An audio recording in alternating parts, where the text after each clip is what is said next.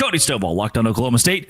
Look, there's the whole BYU Utah kerfuffle about stealing players, and Utah is more mad than most of the universities that are actually being tampered with, if they are being tampered with by BYU. Utah fans are up in arms about that. They were up in arms when they joined the Big 12. I asked a couple of other hosts in this conference or on Locked On this question. I'm going to ask you. Is Utah the most hated fan base in this league? Do they deserve it? If so, what have they done to earn that title? Absolutely. Unfortunately, they have earned it in spades, and it's primarily just because of arrogance and the pretentiousness. Right before they even got in the league, they were talking down about how they didn't belong in the truck stop league and they were better. You know what I mean? They fancied themselves as an automatic Big Ten invite. So that wasn't a good look. And then when we did finally throw them the life raft that prevented them from staying in G5 irrelevance, nobody was appreciative about it. And then they come in with all of that arrogance, with all of that hyperbole about how they're going to run everything, and they do the opposite of that. Now, I'm not saying Oklahoma State was gangbusters either, but we didn't run around saying that we were better in this conference and we deserved to be in the SEC, and we should have gone with OU and Texas, blah, blah, blah. And then they continue it, right? Even when they have a down year, they talk about how great they are. Whenever the recruiting is a little bit suspect, they talk about how great the roster is, so they don't need to be great at recruiting. They just find ways to get in their own way at every turn, and it's laughable. I think a lot of us do appreciate them for that, because you do have to have somebody to poke fun at. And here's the deal. If Utah would have entered this way and they would have dominated year one, won the Big 12 football championship, I think they would have had the right. But they didn't do that, yet they still talk like they have. It's just absolutely wild. Cody, I'm going to do it. Hit me, dude. 15 fan bases in the Big 12. If I can speak for them and you can speak for them, aren't huge fans of Utah. They're not huge fans of that fan base and the way they came into the league, the way they. Does that mean, based on the moxie that they carry and the conversation piece they've become, Utah's kind of the most important fan base to the Big 12 right now? I mean, if you're judging things based off the metrics of engagement and clicks and things of that nature, then yes, I do think from a fan base of that size, it would be beneficial if they would get behind the league.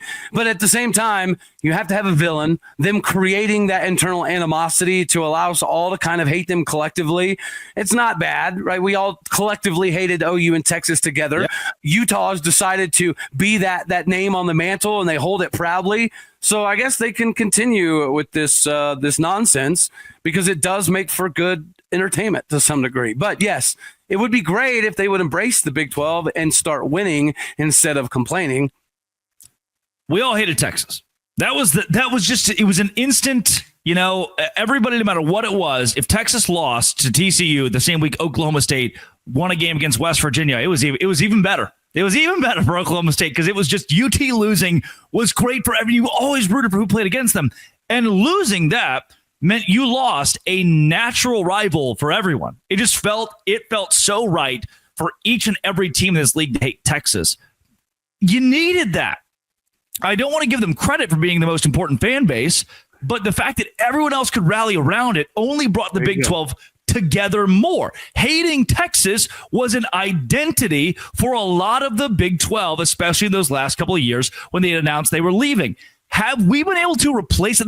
And Cody, I know I'm going on here.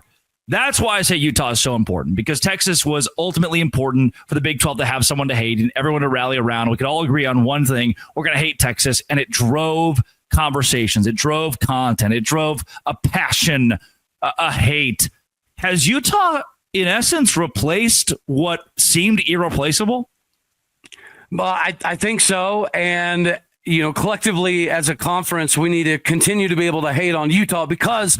Sorry, by the way, Utah, but we do, right? Well, what's going to happen if Utah actually gets good and they start winning the conference in multiple sports? Yeah. Then all we will hear is about how they knew they were always too good, and now that they're winning the Big 12, they need to get out of the Big 12. So them actually being successful would almost be worse for the conference in some crazy way.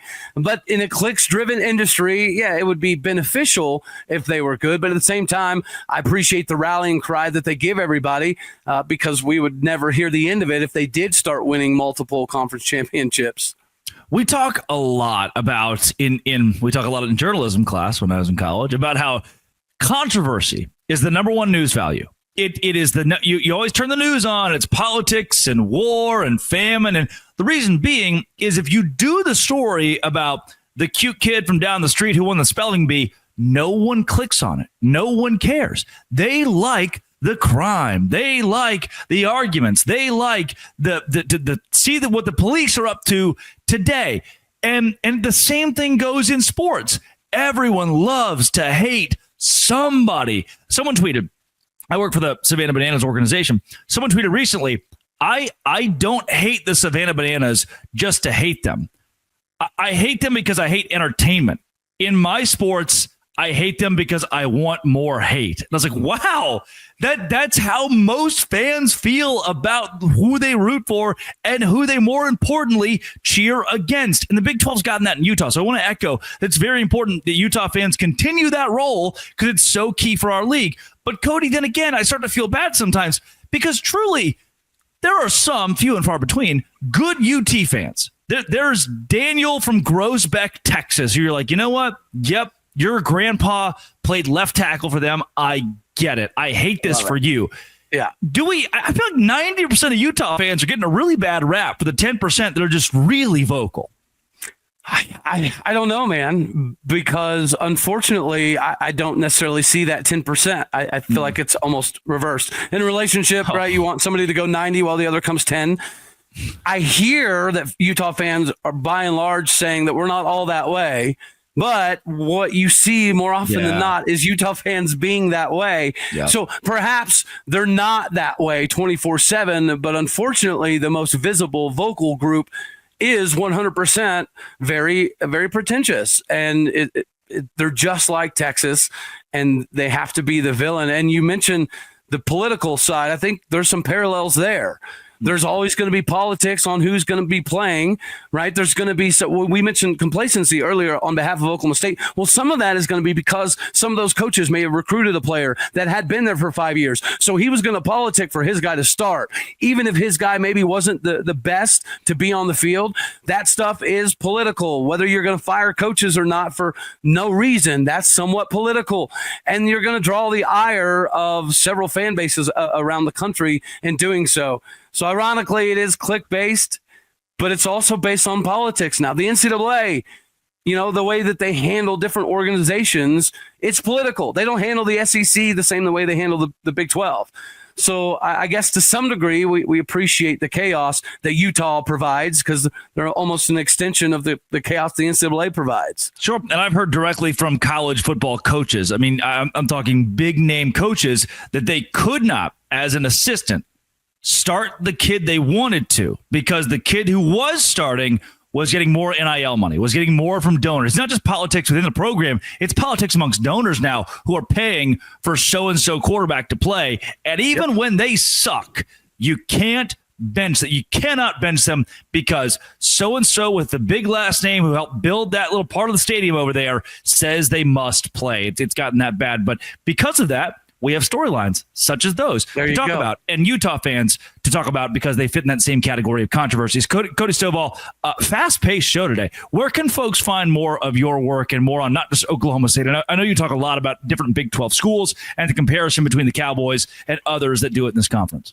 Yeah, obviously the Locked On Oklahoma State stuff, YouTube, all of the podcast stuff. I do cover 7-on-7 and then some recruiting and scouting for 7-on-7 Sports, Epic Sports. So if you see me out and about, feel free to throw stuff at me. I might be able to catch it. Who knows?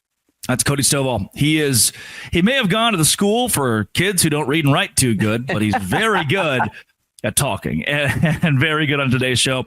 Make sure that you follow him on all platforms at, what's the Twitter one again? It's a funky one. It's like at All Day O State. That shows my technological advanced abilities. That is not what I put in, but that's what like the auto population did. It reversed what it was supposed to be, but I roll with it. It seems to be working to some degree. That's working well. That's Cody Stovall. This has been It Always Will Be Locked On. Thanks for making it your first listen every single day. A crossover between Oklahoma State and Dose Grande.